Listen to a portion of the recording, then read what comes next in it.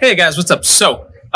This video is a little bit different than the ones that I normally post. I had the absolute pleasure of coming onto the Gin and Beer podcast last week, where I talked about the history of the Caipirinha, and I actually dove into the history of Cachaça and just like what the Caipirinha meant to me personally. And we really dove into a lot of the history of where it came from. And the most interesting part is that it actually came about during the last global pandemic, during the Spanish flu of 1918. So it's a very interesting, enthralling story that I find very relevant to everything that's going on right now in the world. So I hope you enjoy it. It's a little bit longer of a podcast, but I think there's a lot of really great information in this, and I really hope you guys enjoy it. And make sure you check out the Gin and Beer podcast wherever you get your podcast, whether it be Spotify, iTunes, you can find it anywhere. Go show her some love over there. It's a fantastic show. I really, really enjoyed being a part of it, and she does such a great job. So go show her some love. Go follow her on her Instagram. All those stuff is going to be in the description, so you can check that out. And make sure you leave me a comment. Let me know. Let's keep this chat going about caipirinhas and where they came from. So let me know what you guys think. Don't forget to hit that subscribe, and don't forget to hit the like button. Thank you so much. Hi, everyone. Welcome to this week's episode of Gin and Beer. I am your host, Meg, and this week I have the absolute pleasure of being joined by Louis Fernandez. Hi, Louis. Welcome to the show. Hi there, Meg. Thank you for having me. I'm so excited to be here. Oh, thank you for being here. It's a pleasure to have you. So Louis is a friend that I have found on Instagram, like a lot of the guests on the show. Instagram happens to be like a great place to meet guests for the show. It's bringing it in for me. Yeah, it's great. The cocktails community on Instagram is actually amazing. People are just so nice. I wasn't really expecting that. You don't usually associate social media with people being nice. But everyone's been so lovely. But yeah, so Louis and I met on Instagram. And Louis, tell the listeners a little bit about yourself and how you got into drinks making. Yeah, so I own my own restaurant and bar with my family. It's a Brazilian steakhouse focused kind of cocktail bar. Our idea was to always make like a modern version of a Brazilian restaurant. And I've been a bartender for, at this point, almost 7 years. And I've I've also worked in almost every position in a restaurant, from busboy to host to, and you name it, bar manager, everything. So I always worked in really awesome places that I always kept thinking to myself, what if I made a restaurant that was more indicative and reflective of who I am as a person, and kind of encompass some of the best parts about my culture and who I am, but doing so through the lens of cocktail making and the food. And I started making cocktails as a way to just pay for college. And then eventually it became kind of this weird obsession and love. I started working at this higher end cocktail bar where we started to really take cocktail making incredibly seriously. I got trained by a guy who was like the bar manager of one of the most famous and prestigious bars on the East Coast called Eastern Standard. It's right in Boston, just outside of Fenway Park. And it used to be like this beacon of cocktail making here on the East Coast. And for a really long time, it was incredibly, incredibly famous. And so the gentleman, Kevin, who used to run the cocktail program there, was actually hired to train me and some other of my coworkers at this last bar I worked at. And from then on, I really fell in love with it and started to dive into the theories of cocktail making, and just really getting to learn about the different spirits, the history. And I've always been a big history guy. And so for me, once you realize that each individual spirit has a story that's much more culturally relevant and historically relevant than just it tastes good, like if you learn the history of rum and how it was directly tied to slavery, and how it was a big, just so many different aspects of rum can be traced back through historical things that impacted everyday life and living. And even if you go further back, every culture has its own spirit and its own drinking cultures and customs. And overall, what I've always loved about the food and beverage and drinking kind of industries and culture is that it's always been meant to bring people together through ritual, And so that is my long-winded rant of an answer of how I got into all of this. But yeah, and so today I actually have my own YouTube channel talking about different cocktails. I talk about bartending tips and tricks, my favorite spirits, and I try to focus heavily on South American spirits because I am Brazilian. I was born in Brazil and I immigrated to the US when I was 4. And throughout my entire time as a bartender, there was never really a focus on South American spirits. I'm not really sure if that was because of availability or if it's just not common to use because they weren't really used in classic American cocktail recipes. So when we opened our bar here, my biggest focus was always to really focus on things from South America. And yeah. No, I think that's great. And the explanation that you gave for how you got into drinks, that's kind of the whole ethos behind Gin and Birra as well. Obviously I love drinks and I love drinking, but the idea behind it was more just like exactly what you said, how it's so deeply intertwined with culture and history. And when you get people talking about it, you can really dive into that. So yeah, I totally agree with your passion there. And that's, I think it's great that you've, kind of brought that Brazilian culture and flair into your own restaurant. It's great to, yeah, I mean, I think there is so much cool history and so many cool drinks that are from South America that, yeah, I think have recently started to get more popular, but it's great that you're able to use your YouTube channel to shine more light on that. I think that's a really cool thing. Yeah, and that was always kind of the idea, right? Because there's a lot of fantastic YouTube channels out there for you to learn about pretty much any spirit you want, as long as it's from North America or it's more well known, and cocktail recipes. They cover there's YouTubers out there that have covered all of the basics and all of the best ones. And so one of the things that I saw, and both not just from the content standpoint, but also from a everyday business standpoint, no one was really even talking about any of the South American spirits. So some of the first videos I did was covering things like what is cachaça, what is pisco, and cocktails that all stem from that, because they have a place in the cocktail conversation. It's just that not enough people know about it. So I'm not sitting here saying I'm an expert, but if I'm able to impart just a little bit of knowledge onto someone and that sparks an interest and more people get to see it and know about it, makes me happier, Yeah, absolutely. I think that's fantastic. So with that being said, what is the drink that you have chosen to discuss on today's episode? So I chose the Caipirinha because there is nothing more iconic for me as a person than the traditional Caipirinha. And for anybody who doesn't know, a Caipirinha is the national cocktail of Brazil. It is also, by some accounts, in the top 10 most popular cocktails in the world at this point. And it's funny because a lot of people are either scared of it because they can't pronounce it or they don't know what it is. And then when you find out that the main ingredient in it is cachaça, which is another impossible to pronounce word, people tend to shy away from it.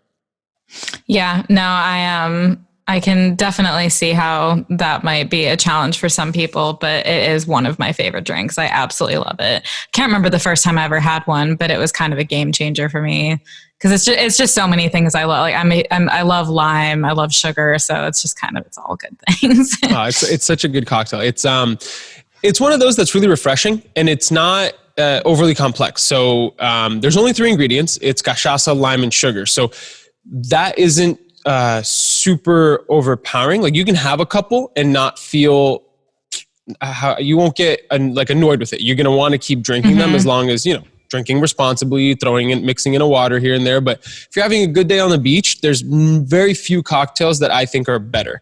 I compare it to that same level of crispness and freshness that people get from a well-made margarita. That to me is very similar to a well-made caipirinha in terms of drinkability and in terms of just being able to enjoy it, Yeah, definitely. I mean, so tell me a bit about cachaça. It's one of those situations where I was saying it correctly in my head and then my mouth just completely tripped over itself. Just because I've had many a caipirinha, but I don't know much about the spirit itself, like different variations or really the history of it. It's one of those spirits that I guess I haven't really delved into that much apart from ordering caipirinhas in restaurants and stuff. Yeah, so the cachaça it's a spirit made from distilled raw sugarcane juice. So a long time in the US, anytime you see a bottle of cachaça, it was usually mislabeled as Brazilian rum.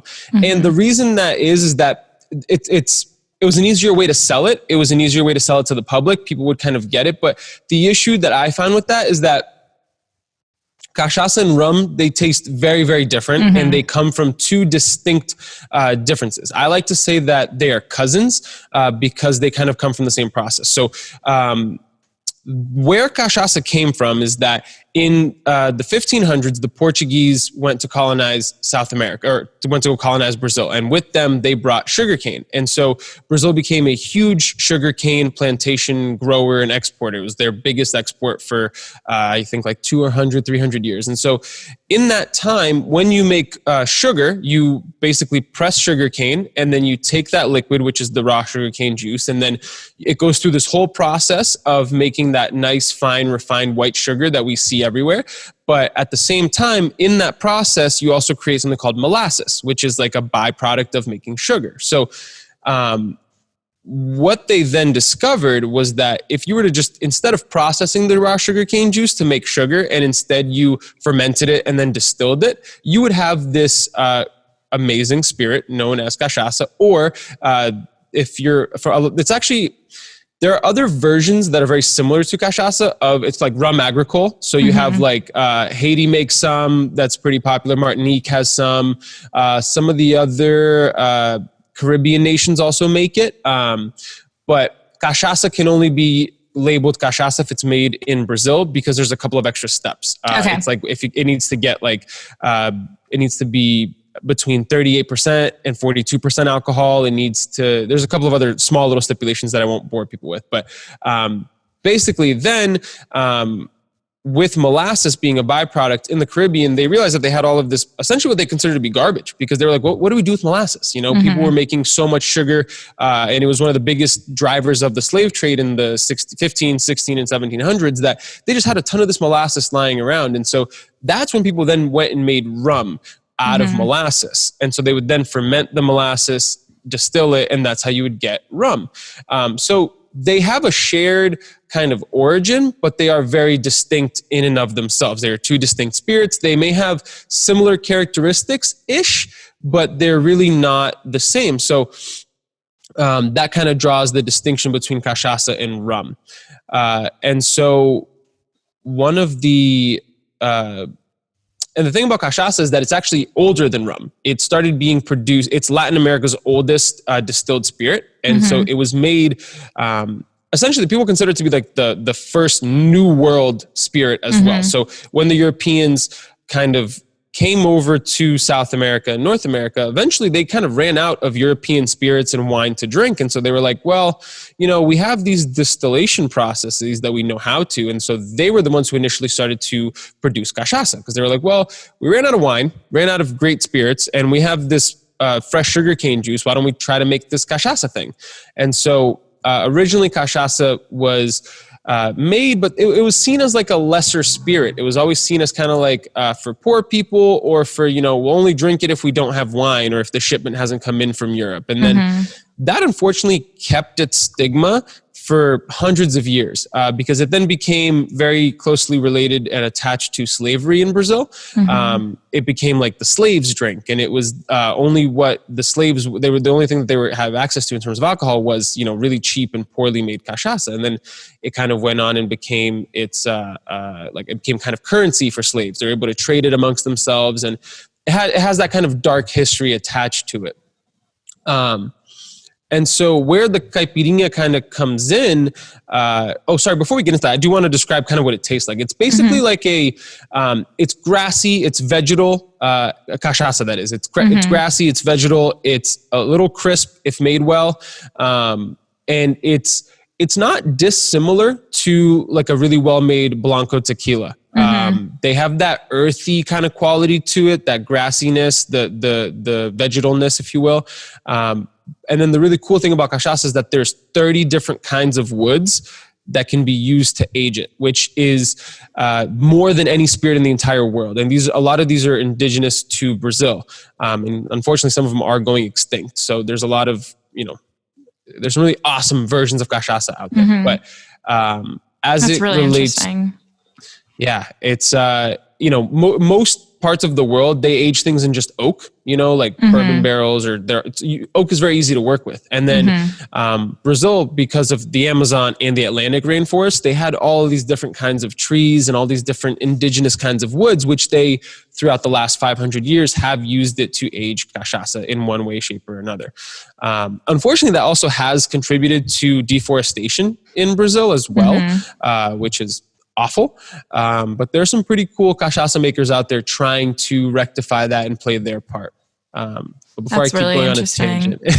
Yeah, no, that's what we're here for. Is I'm all for the queen of tangents. No, it's really interesting, and I think it was interesting that you said that you think of it as kind of a cousin to rum agricole, because that the grassiness that you described, I would associate that with rum agricole.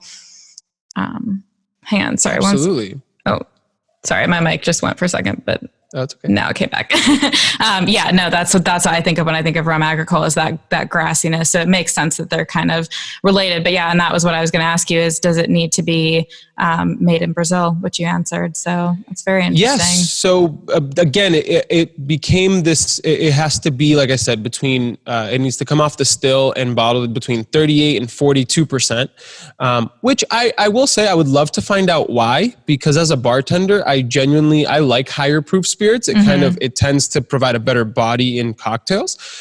So I keep having this recurring thought over the last couple of months of like, well, what if you had one that was like 50%? Like why can't that still be a cachaça? So that's something I'm going to try to figure out, because I have a couple of spirits that I love using in cocktails that are like 50%, which, stand up better, but that's a whole other thing. No, that is really interesting. And so is there, I mean, like, are there loads and loads and loads of different brands of cachaça? Honestly, I will get it eventually by the time we're done recording. Oh, it's okay. Are there loads of different brands of cachaça in Brazil? Like, or are there ones that stand out in particular that if you go to most bars in Brazil, that's what they're going to use to make your caipirinha? So here's where things get kind of crazy, and I actually wrote some stuff down for this specific part of the conversation. Per year, Brazil as a whole produces 1.5 billion with a B liters of cachaça per year. Wow. For comparison's sake, I looked up the amount of bourbon that gets produced a year in America. I figured it would be an apt comparison because bourbon can only be made in the US. Cachaça can only be made in Brazil. They tend to both get aged. I understand that cachaça gets aged at a much lower interval and it's a little bit less, but this is just for comparison's sake so people can have an idea of how much cachaça is produced and consumed in one calendar year. So again, Brazil produces 1.5 billion liters of cachaça, and in comparison, bourbon only roughly produces, there's only 405 million with an M liters of bourbon produced each year. And in the US, we love bourbon. I drink plenty of bourbon. I love it. Yeah. All the time. And so that's just to give you an idea of how many liters are produced a year. And about half of that, so about 1 billion of it is produced by large scale distilleries that are they're regulated, the government has their eye on it. But the other 500 million are produced by small artisanal producers, some of which are mom and pop shops that just have like one still in their backyard of their farm. And so that contributes to I've read an estimate one time that it was like there are over 100,000 different brands of cachaça. And of course, there's a lot of different popular ones. Like you have, Le Blanc, you have Pitu, you have a brand called 51. But one of the big issues with cachaça is that because a large portion of the production happens in mom and shop places, sometimes you don't get the highest quality spirit. And that can kind of be a little detrimental to the brand or the love of cachaça, because some people, they'll be like, their only experience will be like, oh, we got this cachaça from a friend of a friend's family on their farm. And it's like kind of weird and kind of not great. And so there are a lot of people who they're even Brazilians. They have this like weird stigma against cachaça because they've just, even though it's a Brazilian thing, they probably have never been introduced to like a really awesome version of it. Well, that sort of lends itself to my next question, because with how much is produced and with it being the national drink of Brazil, like, would you say that every family has a bottle of cachaça that they'll bring out on, a weekend night when families get together? Or like you said, is there a bit of a stigma and maybe it's not quite as popular? I will say that because it's a pretty cheap spirit, most people do have a bottle at home.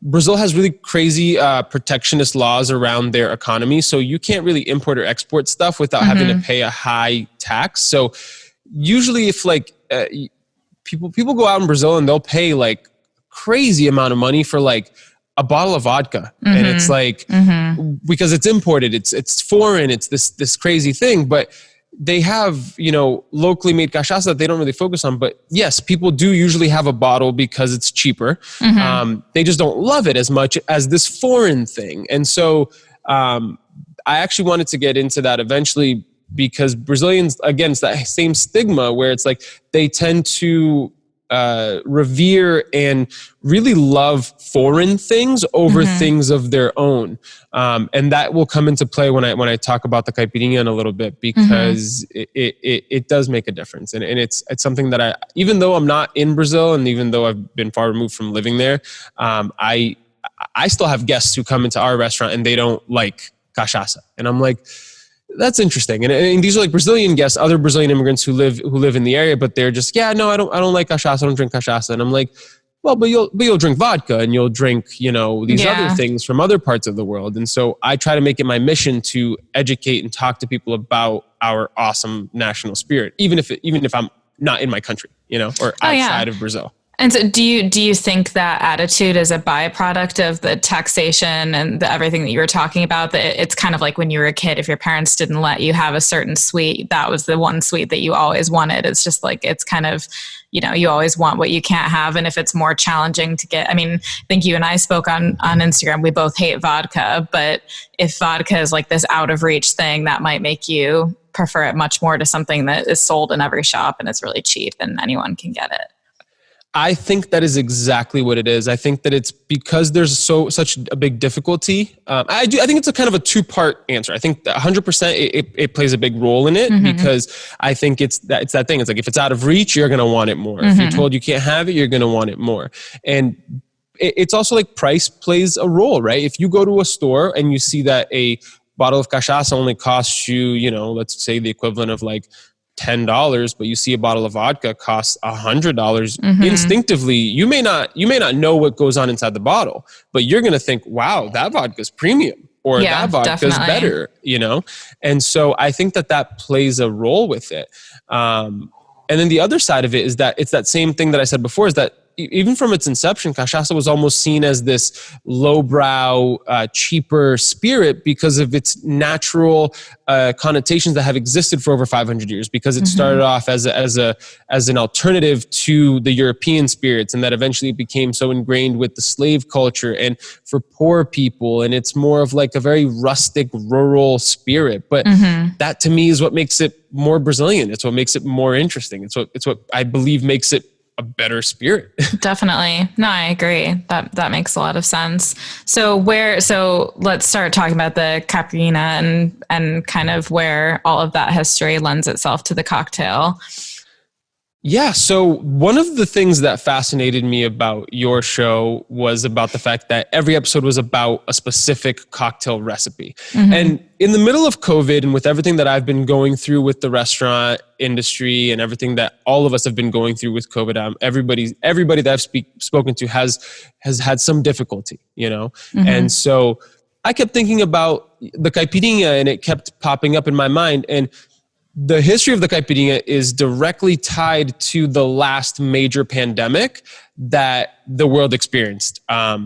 Of course, I want to put a caveat in there because there's a lot of different legends and stories of where it came from, but the most well-accepted one across Brazil and across most people who talk about this is that the caipirinha was developed as a quote-unquote remedy for the 1918 Spanish flu. So the story kind of goes, the legend kind of goes that, back in 1918, and this actually kind of lends itself across the board in the spirit world as well. Alcohol has always kind of, at least in the early days was always kind of viewed somewhat like a medicinal kind of purpose. You know, if anybody knows the history of bitters, they were invented almost like an herbal remedy. And alcohol is something great to put other flavors into because it'll impart those flavors. It won't go bad, and you kind of have it on a shelf for a really long time. And so throughout the world in the early 1900s and late 1800s, and even early 1800s as well, they had a lot of like doctors who would, you know, they would give you alcohol as a prescription, the same way that doctors used to prescribe cocaine. Like, you know, it was just these crazy things that they did. And so in 1918, during the middle of the Spanish flu, the Caipirinha was born. It was basically in the rural / countryside part of the state of São Paulo in Brazil. These rural farmers, they went to their local doctor, and the local doctor apparently started putting together cachaça, honey, lime, and garlic. And it was this like natural remedy. And now I don't know if it worked. I don't know if it got rid of Spanish flu, but I'm sure more and more patients went back to this doctor asking for it because they probably thought it was delicious. Somewhere along the line, someone got rid of the garlic and subbed the honey out for just plain old sugar because it was easier to find, you know, because of the long prevalence of sugar making in Brazil and in Latin America, sugar is everywhere. You know, it's in every single thing. It's easy to get. And so everybody had sugar. And the Caipirinha got reduced down to just cachaça, sugar, and lime. 3 easy to access, cheap ingredients. And I believe that that's one of the biggest reasons why the Caipirinha exploded. But for context, this would be like if you know, you went to your doctor today in the middle of COVID and you're like, hey doc, I have COVID. And he goes, okay, cool. Here's a prescription. You're going to go and grab cachaça, honey, lime, and garlic, and you're going to drink that and you'll be fine. Like that's kind of like, it's crazy to think about it in 2020, but that's what happened. Or at least according to a lot of people, but it's a fascinating little thing. That's so interesting. And where it went from there is that was in the early 1900s, right? And so because of the simplicity of the recipe that then became the Caipirinha, which is cachaça, lime, and sugar, it exploded because anybody could make it. Anybody who had a bottle of cachaça, like I said, the prevalence of cachaça was everywhere, even if it was cheap, even if it was bad. And cocktails, the reoccurring thing throughout cocktail history is that they came about to make bad spirits taste good. So because a lot of people had really shitty cachaça and a lot of people, you know, they wanted to drink something, and we've always wanted to drink, it then became a really great way to mask the flavors of a not so great cachaça, and that exploded. And then a lot of people really started to attribute the explosion in popularity of the Caipirinha to a hotel in São Paulo in the 1950s, where their bartender had seen where, and again, remembering that the Caipirinha was always seen as kind of lowbrow as well, because cachaça is seen as lowbrow. So this bartender in the 1950s at this really high-end, fancy, prestigious hotel in São Paulo was like, well, you know what? Like over at all the beaches in São Paulo, they're serving Caipirinha on the beaches and people love it. So he goes, well, why don't we make one for our bar here? Why don't we start to sell the Caipirinha at the fancy bar? And so then the business travelers who would come to São Paulo, which is one of the largest, I believe, if I'm not mistaken, it's one of the largest, if not the largest the largest city in the Southern Hemisphere. So it experienced a lot of influx and outflux of travelers, and they would have a Caipirinha at this hotel, and then they would take it across the world and across Brazil, and it really exploded from there. Yeah, it is. It's a good point. It is such a good drink to have on a beach, to be fair. So I can see how that's what they would have seen that as like, oh, everyone's loving it, we should start selling it. No, it is. It's funny. I actually really should have asked my grandfather before we recorded this to tell me the story again. My grandpa always used to tell the story when we were younger because he used to travel loads for work all over the world, like Australia, Paris, Japan. And at one point he went to South America. I don't know if he was in Brazil. He might have been. He might have been in Sao Paulo, but yeah, I know he was in South America, and he went to a bar, and the bartender said, I'm going to make you this drink. And this was probably in the 60s or 70s. And he said, I'm going to make you this drink. And if you only drink this all night, you can't drink anything else. You will not be hungover tomorrow. And my grandpa was, of course, like, I'll test that. And he said he only drank caipirinhas, and he said, yeah, next day he felt fresh as a daisy. I don't know if that was just because, he has a great tolerance or something. But I remember when I was probably a teenager, he got his hands on a bottle of cachaça, and he was like, if I make you this drink, he's like, if you only drink this, you won't be hungover the next day. And that always stuck with me. I don't really know if there's any truth to that. I feel like you'll be hungover from it. I feel like I get hungover from anything these days, but yeah, I loved that. I thought that was a funny story.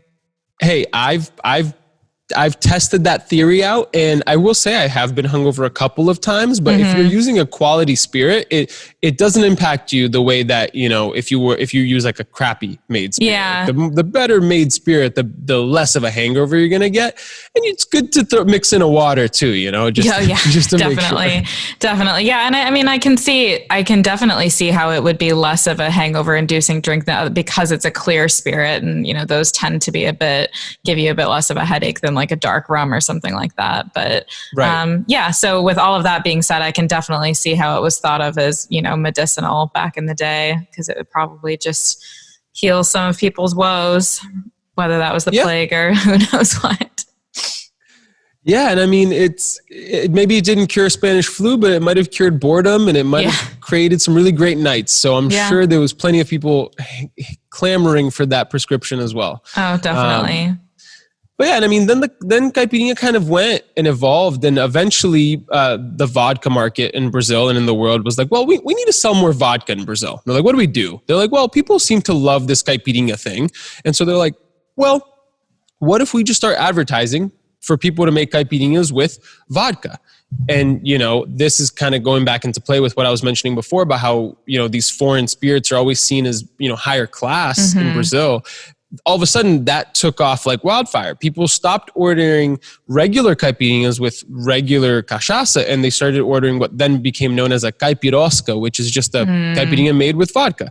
But that isn't a real caipirinha. And you and I, I'm sure, will both attest to that's a terrible idea, because vodka is disgusting. Yeah. Out of any spirit you can possibly drink, the fact that you choose vodka, I can't get behind that. Yeah. I can't. By definition, a vodka is something that is flavorless and colorless. And what's the point of drinking a spirit that doesn't have a fun story or a fun flavor? It's just, it's easier to drink, sure. But, to this day, it's again, it's that thing where you have a lot of Brazilian people, even the folks who come to our bar, that they're like, no, I don't drink regular caipirinhas. Can you ask the bartender to make me one with vodka? And it's like, but we use quality cachaça, and I spend so much time on it. And of course we do it, but it's also like with a pang of pain. Yeah. We do it. Yeah. No, that is painful. And I completely agree. I will never understand that. And I think you and I spoke about this as well, but like the only vodka drink that I used to really love was Moscow Mules. And then I discovered that it's actually better with other spirits anyway. They're like tequila. There are plenty of other spirits that actually go better with ginger beer and lime juice than vodka. So I would never ruin a caipirinha with vodka. And I think that when we were chatting over Instagram, I mentioned to you, I was like, the Peruvians they've had a cocktail for over 100 years now called the Chilcano. And it's basically a Moscow Mule with pisco, which pisco is sorry to go off into other cocktails, just because we're on the conversation.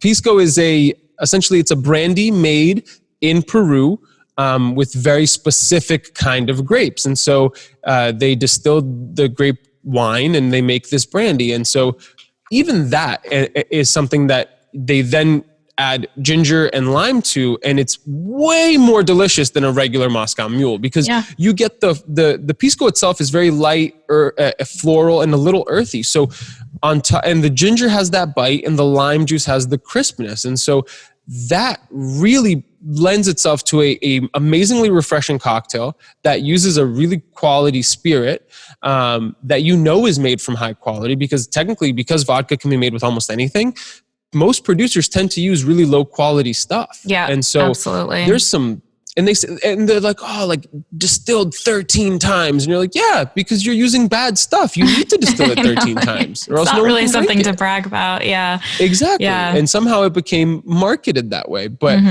Kentucky mules, add whiskey, ginger beer, and lime, even better. There's so many better options than drinking vodka.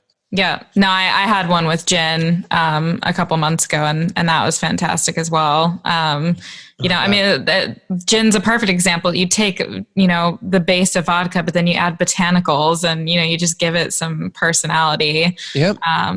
Yeah. No, I pretty much every episode it somehow comes up how much I hate vodka, but I'm not going to back down on it anytime soon. That makes me happy. That makes me like the show even more, because if every episode we're bashing vodka, I'm in. I'll listen to every episode. Oh, I love it. I love to hear that. But yeah, so what is your perfect caipirinha? So this is kind of funny because there's actually a law in Brazil that dictates what a caipirinha can and cannot be. Because for a long time, it was just kind of word of mouth. And it took a long time for the caipirinha to actually be introduced into the IBA, which is the International Bartenders Association's list of like official cocktails around the world. It's essentially a list that defines a cocktail recipe as this is legit. This is the only way that this can be made for it to be that specific cocktail. There's a bunch of other ones like the old fashions in there, Manhattans are in there. It's a pretty long list, but the caipirinha, for it to get introduced, Brazil as a country kind of needed to decide what it was, because the template for a caipirinha is so simple: cachaça, lime, and sugar. And if you kind of break that down, you have granulated sugar, cut up pieces of limes, and cachaça. People started to bastardize it. They started to add whatever fruit that they could. There's some people who make it with kiwi, strawberries, pineapple, and they're all cool variations. But for a really long time, no one had this like defined thing of what is a caipirinha. So I believe 2003, 2002, the president of Brazil had to pass a law that states that a caipirinha is cachaça, sugar, and lime. And so the traditional way to make a caipirinha is you take a low ball, you grab half of a lime. So you cut a lime in half, and then you cut that into fourths. So you have you have like 4 cubes or 4 slices, and you're going to put that at the bottom of your rocks glass. You're going to add about a tablespoon of granulated sugar, and you're going to muddle the lime into that sugar to disperse the lime juice from the sugar cubes or wedges. And you're going to get some of the oils from the peels, and you're going to mix that up, make a little bit of a paste. And then you're going to add cachaça, ice, and you're just going to mix it up a little bit. That is the traditional way to make a caipirinha. And that's probably the way you're going to see most people make caipirinhas everywhere. Now, the way that I make it at the restaurant for all of our guests, and it's by far our best-selling cocktail, is, like, to give you an idea, I probably sell 10 times more caipirinhas than any of my original cocktails that I put on the menu. That's just the power of this cocktail. So the way that I do it, and the way that I find to be a little bit more balanced, because granulated sugar doesn't dissolve in alcohol, and it doesn't always dissolve 100% in juice on its own. So the way that I like to make a caipirinha is with the standard kind of sour template. So what I do is, instead of using granulated sugar and muddled limes, I like to do 1.5 ounces of clean, good tasting white silver cachaça. I don't use aged cachaça because aged cachaça has different notes imparted on it by wood that, in my opinion, just doesn't lend itself to a good caipirinha. The same way that you have a lot of people tell you that you shouldn't really use like an añejo tequila in a margarita, So it's a similar kind of idea. Of course, that's up to debate, and if you like it, make whatever you want. It's really about what you like. But I tend to stick to silver cachaças when it comes to caipirinha. So I'll use 1.5 ounces of a nice, good, clean tasting silver cachaça. I'll do 3/4 ounce of fresh squeezed lime juice, and I'll do 3/4 ounce of simple syrup. Now, some people will call me crazy and tell me it's sacrilegious and that this isn't really a caipirinha because a caipirinha needs muddled lime. So the way I get around it is I take one small lime cube, I muddle that at the bottom of my glass with nothing in it. And then in a shaker, I will shake that cocktail with ice because I think that it really needs to be incorporated. And then I'll pour that over the one muddled lime cube just so that I can hit the, muddled lime. Check all the boxes. Yeah, exactly. Yeah, that makes sense. And the reason for that is that I believe that the caipirinha, if done in that way, is easier to drink. It doesn't have granulated pieces of sugar. It's not too tart. It's not too boozy. It's perfectly balanced. Anybody can enjoy it. Because what you find is the traditional way is good. It's great. It's fantastic. But I also believe that that's one of the reasons why it contributes to some people not liking cachaça and caipirinhas themselves, because the spirit, if not well made, can be harsh. And so you do need to mask it a little bit. Not if you use good spirits, not really, but if unfortunately, because a good portion of all of the cachaça made isn't necessarily the best. Not saying that, it's a majority, but like I'm saying, like what is available to a lot of people isn't always the best. I think that by doing it with fresh lime juice and simple syrup, you kind of take away the things that will make the drink not as good. So, if your limes are old and they're not, and you don't have the greatest limes, if you have freshly squeezed lime juice, you don't have to worry about that. And, some people, I'm not sure if a lot of people know this, but limes, the peels, they're bitter. So like the pith is bitter and that can lend itself to a bitter aspect to the drink, which some people don't like. So by avoiding that and just using fresh squeezed lime juice, you don't have to deal with any of that bitterness. And then the whole simple syrup thing is that because it's already a syrup, you don't have to worry about the sugar dissolving. And so then you don't have to worry about, well, is the first sip going to taste the same as the last sip?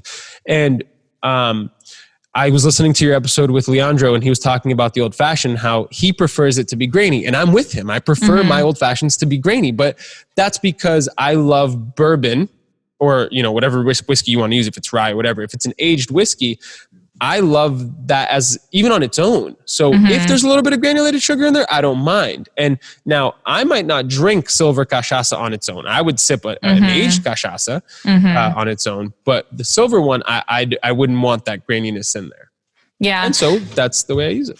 No, I think that's really interesting because I did enjoy when Leandro touched on that in the old fashioned episode, but I think that is a good point, especially if you're making drinks for other people. For example, like my sister's 21 and has the palate of a 21-year-old. I don't mean that as an insult, but I didn't. It's not like I was drinking a lot of good stuff when I was 21. Right. If I were to make her a caipirinha, I would want it to be, I think, balanced, like you said, and mixed in, because if she got a huge sip of cachaça and then later on it was like this sugar bomb mixed with lime, she'd probably never want to drink it again. Exactly. So yeah, I think it's really interesting that you say that, but I think it's important to note that kind of crowd pleasing element, the fact that you want other people to enjoy it, and not necessarily people who have trained, their palates to enjoy things like that. But so are there any cocktails that you would ever make with aged cachaça, or would you say that's just more of a sipping drink on its own? Oh no. I mean, there's nothing that's like internationally recognized to the level of actually, there's one that I would say that you can use in aged cachaça, and it fits right in. They're currently trying to get it introduced into the IBA. It's called a rabo de galo, which is just a literal translation of cocktail. Rabo meaning tail, galo meaning, rooster. So it's a rabo de galo, and it was created in the south of Brazil. And the version that they're trying to get introduced is 3 ingredients, equal parts. Cachaça, you could definitely use an aged cachaça. I've used an aged cachaça in this and I really, really love it. I would do aged cachaça, sweet vermouth, and chinar, which is an interesting choice because chinar is an artichoke-based amaro or aperitif, but it doesn't taste really like artichokes. It's just a good amaro. It's a really good boozy cachaça cocktail that you can make with aged cachaça. I have my own spirit list or my own cocktail list at the bar. I'm trying to develop really cool aged cachaça cocktails. Like there's one that is going on the next menu that I basically took like a tiki template where I'm splitting the base between two different aged cachaças, and then going to try to make my own little riff on a tiki based cocktail. And it's funny. I mean, the cocktailing world that we know of it in the States is only just kind of starting in Brazil. We have the benefit of, prior to Prohibition, the U.S. being, not the center, but one of the largest contributors to the cocktail culture. And then Prohibition happened and ruined everything for everyone. And then, it's kind of been revived over the last 30 years. But this is kind of making the theory, the mixology, for lack of a better word, because I hate that word, and these theory things are kind of just making their way to South America on a more larger scale. And so I believe there's going to be some fantastic, awesome cocktails that are going to be made in the next couple of years. But I would say that the Habujigalu is another classic one that a lot of people are trying to get it introduced into the IBA that does use aged cachaça. That sounds fantastic. I'd love to try one of those. It's really good. It's nice and bitter. It has the crispness from the cachaça. It's a really good cocktail. Yeah, no, that does sound really good. And it's interesting what you're saying about the cocktail boom kind of just starting over in Brazil. I mean, one of the things I've noticed, and not just in the drinks world, but I think with food and everything else, is this pandemic has really forced all of us to get back to basics, because if you can't travel, or if your resources are really limited because of, you can't do your job, and these things that have basically affected everyone, we all just kind of have to go back to what we have and, what's easily acceptable, not acceptable, accessible, but acceptable as well. And so, yeah, I hope that what that does in Brazil is put a focus on cachaça and, not vodka and stuff that's kind of, a novelty or, exotic or things like that, but actually just making really cool cocktails with the national, spirit of Brazil. It'd be cool to see what comes out of that. Oh yeah, no, there are a lot of institutions, and I don't want to make it sound like no one cares. Like, there's a lot of institutions in Brazil that are really focusing on cachaça as a staple of Brazilian culture, making it a really big, important part of the cultural aspect. There's, the name is escaping me, but there's an entire organization of people who their sole job is to talk about cachaça and to be advocates for cachaça. And there's another couple of people who rank all of the cachaça that gets made every year as a way to continue to drum up. Oh my God. I think about that all the time. I'm like, if I could do that, way better. And there's a bunch of people who, there's this whole, I discovered their website, and it's an organization that's solely dedicated to the history of cachaça. They have published books, they have online blog posts about all of this, and they go super in depth. And so I think that one of the reasons why it's taken Brazil so long to get behind the whole cocktail making boom is that, again, it's the availability of spirits that we all kind of call for in classic recipes. In the States, these classic recipes, almost all of the spirits are relatively easily accessible, but because South America as a whole, a lot of them have protectionist laws about importing things, they end up being super expensive. So if you're trying to open a restaurant, you can't, for me, I can just go buy a couple of cheaper bottles and they're not super expensive for me. I can have almost a whole collection of things that I can make almost any and all classic cocktails with for relatively inexpensively, but that's not the case in South America, and specifically Brazil, especially because some of these they all have their own designation of origin, and you can't have them be made in Brazil, so you have to have them imported, and it's much more expensive. So hopefully that changes, and hopefully people start to really take it seriously and enjoy it. Yeah. No, it's exciting. That's very exciting. I look forward to eventually being able to visit Brazil myself when the world reopens. But yeah that's all really cool. Super random question, but in terms culturally in Brazil, do people drink the caipirinha at any specific, before a meal, after a meal, during the day, after work? Is there any sort of timing, or is it just kind of whenever people feel like drinking one?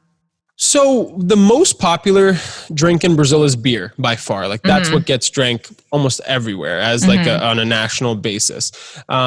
Usually you'll some people will sit at small little roadside bars and just shoot cachaça as well in between rounds of beer. But the caipirinha is I don't want to call it like celebratory, but it's like usually broken out when you're having a party, you're having friends over, you're at the beach. It's more of a festive occasion, and that's when the caipirinha gets drank. I like that. You can order it at a restaurant. You can order it. People will make some at like birthday parties and weddings and things like that. It's more of a celebratory cocktail. Than like a typical drinker, like some people go out for caipirinhas every day. That's it's a small percentage, but most people will go out in Brazil. And one thing that I love about Brazilian drinking culture is that here in the States and in a lot of places in the world, draft beer is kind of the norm in every bar, right? Like just, get me a pint of this or whatever.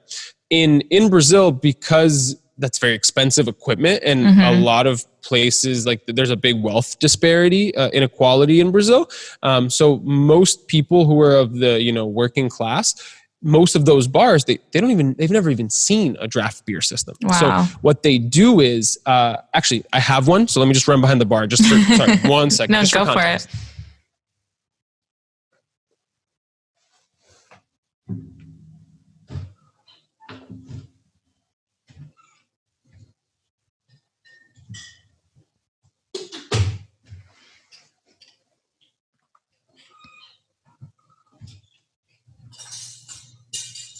All right.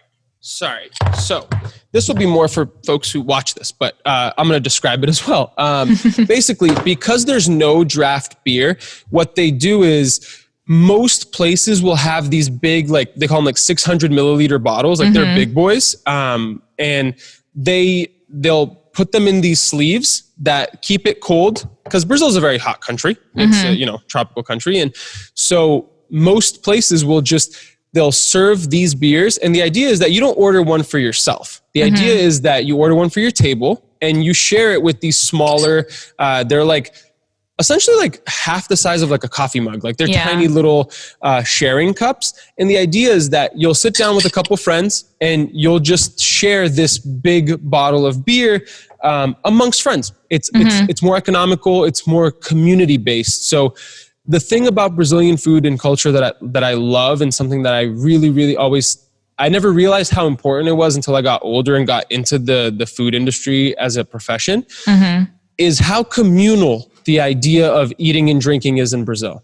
And so, it's super important. Like you sit down, a father, a son, a couple cousins, friends, they'll just sit at a small little bar. They'll order a couple of these big boys and they'll just share them.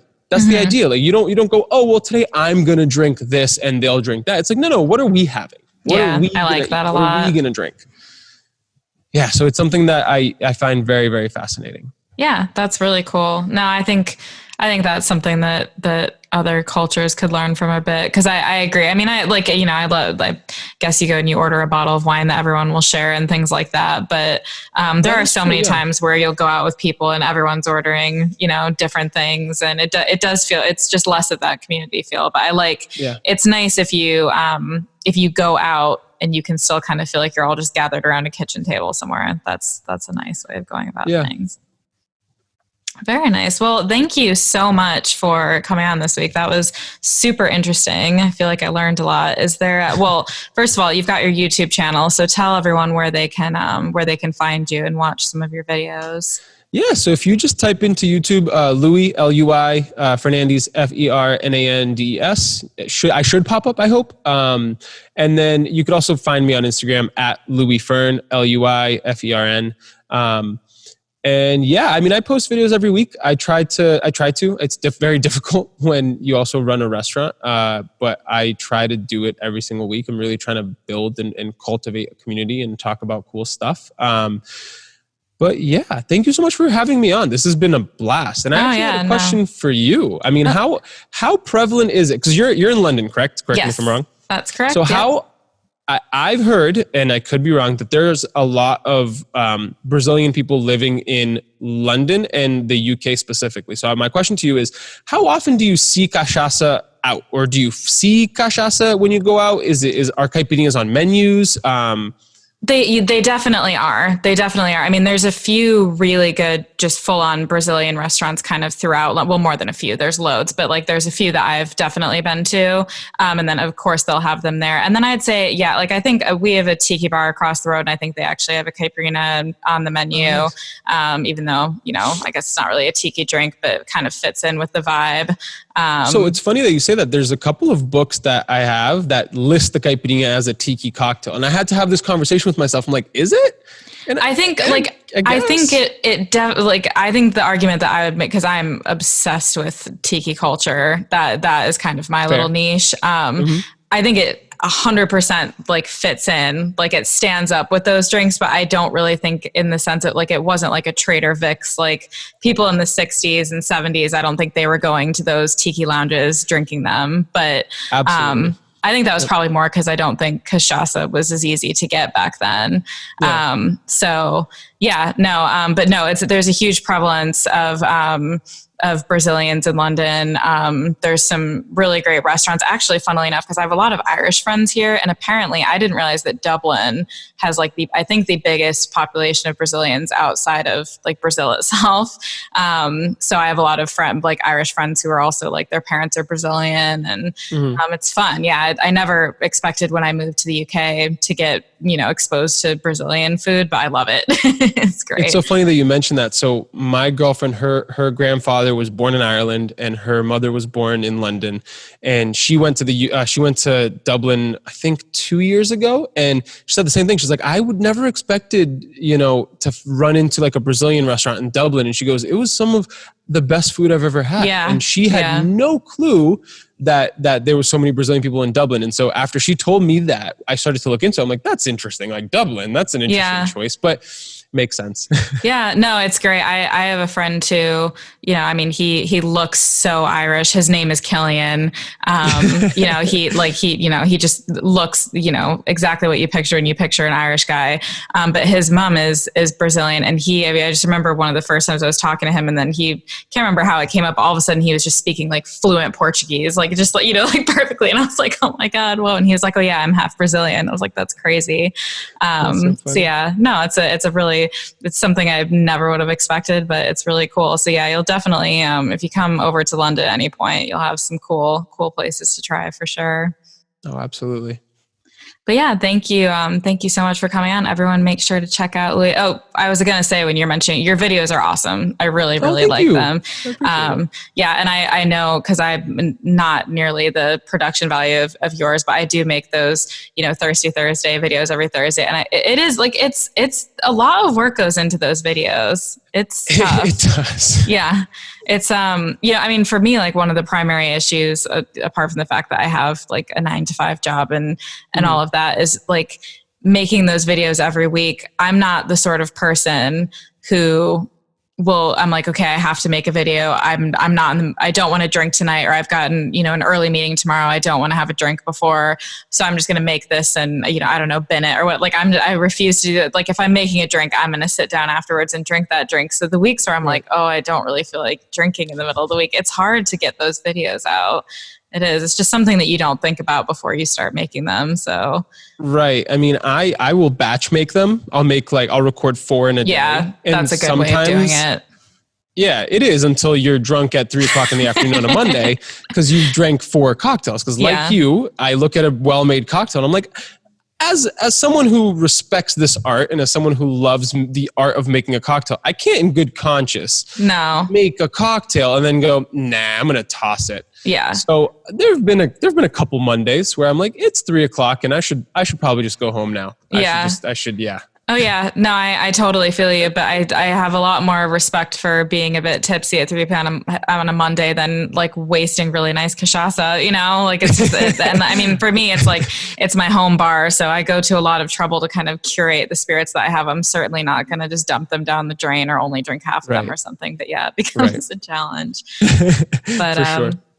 Yeah. So thank you so much for coming on. Hope you'll come back again as soon as you'd like. And Anytime. I would love to. You're always welcome back. But yes, thank you, Louis. Thanks for coming on. Oh, my pleasure was all mine.